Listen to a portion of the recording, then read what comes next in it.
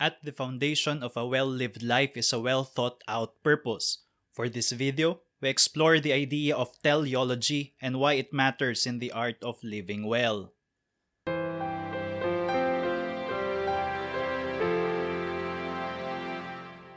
Teleology comes from the combination of the Greek words telos, which can be translated as end or purpose, and logos, which translates as discourse or body of knowledge. Teleology therefore relates to a formal kind of thinking about the end or purpose of things. A good place to start exploring teleological thinking is with the Greek philosopher Aristotle. If you ask Aristotle, why is something the way it is or has become the way it has become? He would most likely give you 4 lines of thought for an answer. These answers will correspond to his idea of the 4 causes.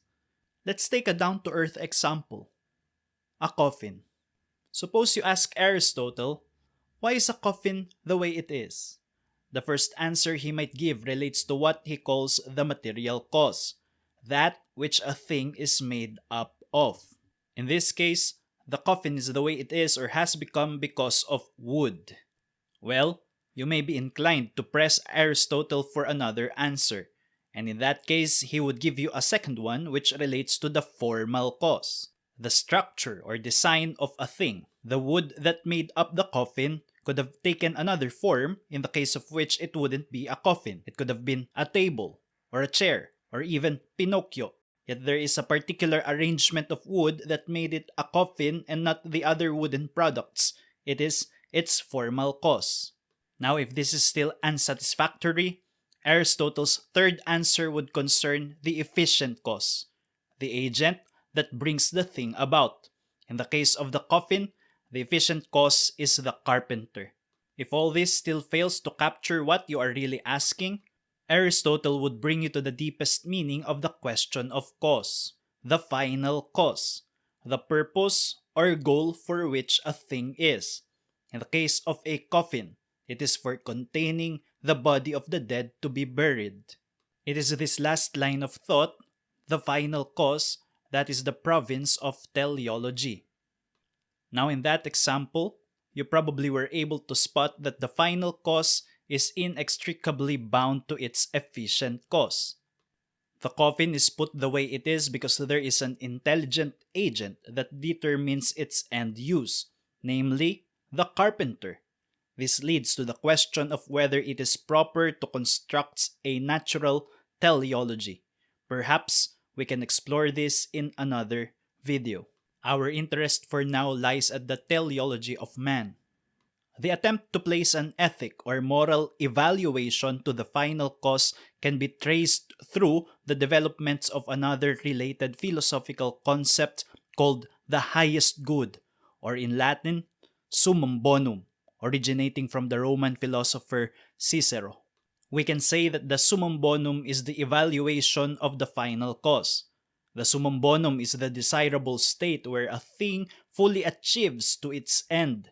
We can speak of an oak tree, as Aristotle did, for example, as the highest good that an acorn could achieve, even if not all acorns actually end up becoming an oak tree. If we apply this to human beings, the highest good for man becomes the purpose or end for which he could strive towards. Through human flourishing, living well is only possible, therefore, when we posit an end for human life. For Aristotle, living well consists of actions that are appropriate for man as a human being. It is in the action consistent with the human nature that we achieve our highest good, what is called eudaimonia. Eudaimonia is usually translated as happiness, but it is not to be equated with positive feelings or pleasurable experience. It is rather a state of well-being found in virtuous activity in accordance with reason. A good starting place for Christian teleological thinking is the Church Father Augustine. Greatly influenced by Plato's philosophy, Augustine located the highest good of man in God. Man is fundamentally defined by his relationship with his Creator, and in realizing the end for whom he was created, he also finds his true happiness. This is encapsulated in what is perhaps the most famous line from his Confessions: "Thou hast made us for thyself, O Lord, and our heart is restless until it finds its rest in thee."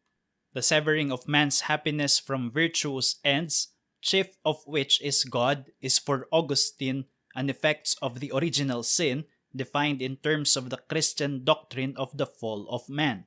It is only by the intervention of grace that we are reintegrated to find our happiness in proper ends. Thomas Aquinas and other medieval Christian thinkers, during the period when Aristotelian philosophy was revivified, constructed a more complex teleology of man than that of Augustine. While every creature has God as chief end and happiness, they developed an intricate hierarchy of goals and capacities that foster various aspects of human flourishing. The direction that Protestant teleology took reflected more the simplicity of Augustine's idea. This is best expressed in the answer to the first question of the Westminster Shorter Catechism: what is the chief end of man? Man's chief end is to glorify God and enjoy Him forever. This teleology also features the wedding together of our happiness or enjoyment and God as the objective of human living. But the simplicity of Protestant teleology, in contrast to that of the medieval Christians, allowed for openness as to how this universal human end is to be pursued in the particular circumstances and unique callings of the individual. This made Protestantism one of the historical catalysts for societal progress and individual liberty. In order to be able to live effectively in the world, one must begin with the end in mind, as a popular self-help guru, Stephen Covey, advised. If a person does not become deliberate about living in this way, it is not that he would have no end in life, but that he would chase after ends that others or society choose for him. James K. A. Smith states, "To be human is to be for something, directed towards something, oriented towards something. To be human is to be on the move, pursuing something, after something. We are dynamic creatures directed towards some end." For the Christian, it is when our chief end becomes more forceful in our practical living that we flourish as the unique individual God intended us to become. Appropriating the universal end of man to the unique situation of a person's life is a basic skill in the art of living well. Perhaps an initial practical resolution one can take to put this in application is to write a statement of purpose consistent with Christian teleology but personalized according to that person's particular situatedness in the world.